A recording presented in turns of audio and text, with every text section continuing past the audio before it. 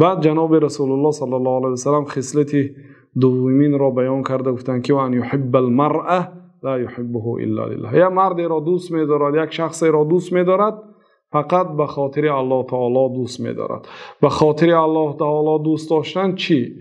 یعنی باید بنده مسلمان هر یک شخصی را دوست دارد که الله تعالی آن شخص را دوست می‌دارد.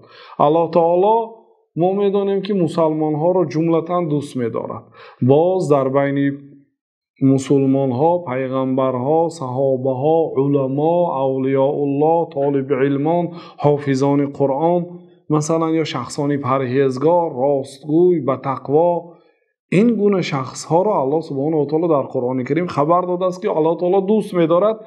یعنی ما هم باید دوست داریم. دوست داشتن ما باید با دوست داشتن الله تعالی موافقت کند. دوست نداریم شخصی را که الله تعالی او را دوست نمی‌دارد، اگرچه زیبا است، اگرچه هنری عالی دارد.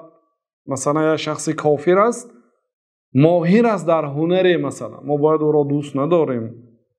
برای آنکه دوست داشتن ما باید طبق دوست داشتن الله و رسول موافقت کند. هر شخصی را که الله تعالی دوست می‌دارد، پیامبر صلی الله علیه و سلم دوست می‌دارند، باید ما اون شخص را دوست داریم. هر شخصی که الله تعالی بد می‌بیند و پیامبر صلی الله علیه و سلم بد می‌بیند، ما باید اون را بد بینیم. که در این صورت انسان وقتی که یک بنده از بنده های الله تعالی را به خاطر الله تعالی که دوست می‌دارد، نه به خاطر پول و مالش، نه به خاطر منصبش، نه به خاطر دیگر چیزش، در این صورت طعم ایمان را می‌چشد.